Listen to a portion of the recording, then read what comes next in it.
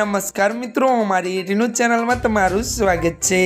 मित्रों, અત્યારે હાલની સૌથી મોટી અને મિત્રો દુઃખદ ખબર સામે આવી રહી છે। જી હા મિત્રો, આપને જણાવી દઈએ કે ભારતના વધુ એક દુશ્મનની પાકિસ્તાનમાં હત્યા।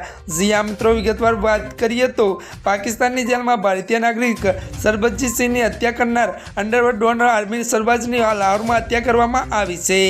જી હા મિત્રો, મળતી માહિતી અનુસાર આપને મિત્રો જણાવી દઈએ કે મળતી માહિતી મુજબ વાત કરીએ તો આમિર સરબાજ તેની કારમાં જઈ રહ્યો હતો ત્યારે અજાણ્યા લોકોએ તેની પર ગોળી મારી હતી। તો મિત્રો વધુ તમને એ પણ જણાવી દઈએ કે સરબજીત સિંહની પાકિસ્તાની સેનાએ જાસૂસના કથિત આરોપમાં પકડ્યો હતો।